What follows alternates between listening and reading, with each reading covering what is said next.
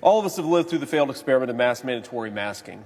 Today, I want to ensure that we do not subject the American people to this tyranny again for the sake of nothing. We've recently seen a seasonal uptick of COVID cases across the country. This is not something to worry about. I don't like this fact, but COVID is here to stay. Seasonal upticks in a respiratory virus are exactly to be expected. They shouldn't cause panic from our leadership or from our country, and they shouldn't cause us to reimpose a policy that has failed time and time again. Many are now calling to bring back mask mandates and regulate social gatherings. I've heard some of my friends on the opposite side of the aisle say that no one is trying to do this, but let's just recapture and summarize the last couple of weeks. In August, Lionsgate Studio asked its employees to wear masks at their filming facility. Last week, Kaiser Permanente reimposed the requirement for staff and visitors to wear masks at its Santa Rosa, California facility. Schools such as Morris Brown College in Atlanta and even local public schools here in the D.C. area have reimposed mask mandates. Now, it's not just that masks, according to randomized controlled studies, do no good. It's that they can actively cause harm. We know that a generation of school children have suffered significant speech and developmental disabilities because this country panicked instead of using its brain and forced toddlers and small children to wear masks. We cannot return to the failed policies of the COVID pandemic. I'm not mad that we screwed up. I made mistakes. Many people in this body made mistakes. What I do think that we should avoid is repeating the mistakes in 2023. Let's learn from the mistakes that we made instead of just doubling down on them. This policy does not set anything for an unlimited period of time. It says that for the next 15 months, the government can't force you to wear a mask on planes, on public transit, or in public schools. Taxpayer dollars cannot be used to force and enforce a mandate against our people. It's not setting a policy that we cannot deal with pandemics in the future. If something else comes, God forbid, then let this body deal with it at this time. But now let's learn the message. Let's heed the message from the American people, and let's learn the lessons of the past couple of years. Mandatory masking was a failure. It had costs for very little benefits, and we shouldn't repeat it. Mr. President, as of in legislative session, I ask unanimous consent that the Senate proceed to the immediate consideration of S-2738, the Freedom to Breathe Act, which is at desk. Further, that the bill be considered read a third time and passed, and the motion to reconsider be considered made and laid upon the table with no intervening action or debate. Is there objection? Reserving the right to object. Senator from Massachusetts. This bill would undermine the ability of states, of cities, and towns across this country to make decisions about what's best for their communities. It would silence and hamstring public health experts who have guided our nation out of the darkest days of a pandemic that has killed 1,139,000 people in our country in 3 years. Let me repeat that. This disease has killed 1,139,000 people already. And doctors, experts are saying that COVID is coming back. It's on the rise once again. This vision would violate a long-held belief in the Republican Party that states and localities should not be told what to do by a federal government removed from the realities that they're seeing on the ground in their neighborhoods. This bill is little more than an attempt by Republicans to dismantle a public health infrastructure that had to be built in order to deal with this greatest of pandemics since 1918. What public health experts and the medical professionals are talking about is an upcoming COVID and flu and RSV season and preparing for it. These healthcare heroes are the same ones who risk their lives to save lives. And we should continue to protect that right to make decisions on the health of their patients, of their communities. And that's what locally focused health care is all about. Here's what we do know.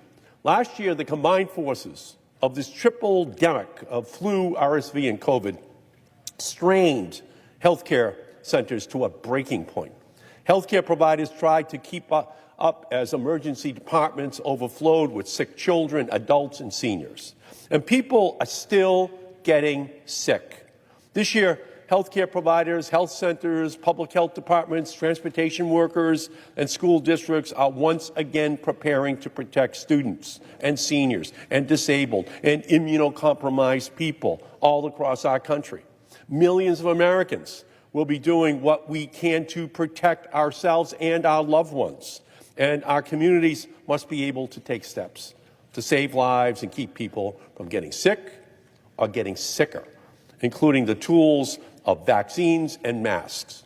But the only thing that the Republicans seem willing to mask is their antipathy for making health care affordable and acceptable for millions of Americans. Republicans already fought this year to throw people off of Medicaid and their health coverage. Not a single Republican voted to make insulin and other medications more affordable for seniors. Republicans have blocked legislation to protect the right of individuals to make health care decisions with their doctors. It makes no sense to put limits on how communities and individuals can protect themselves. This bill is a red herring. It is a false debate. We should have an aquarium down in the well of the Senate to capture all the red herrings that are being introduced into this public health debate.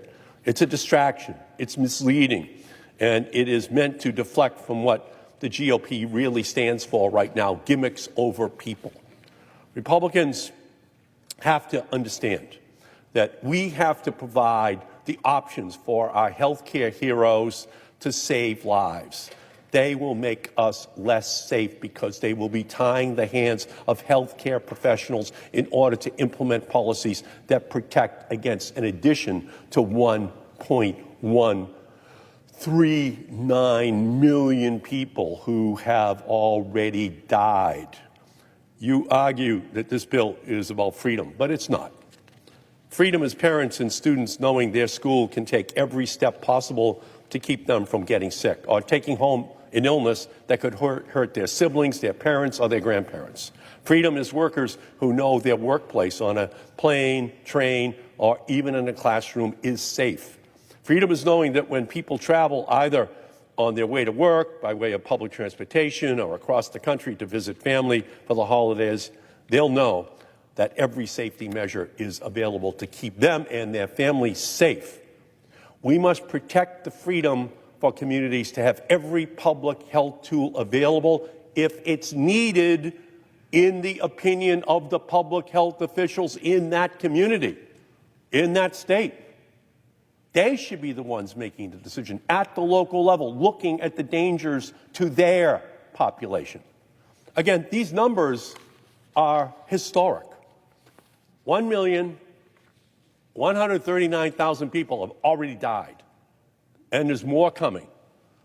And if, in the opinion of public health officials, strategies can be adopted using masks that reduce the likelihood that more will die, we should give them that freedom to make those decisions. With that, I object, Mr. President. The objection is heard. Mr. President, let me offer just a couple of thoughts in response. Senator from Ohio.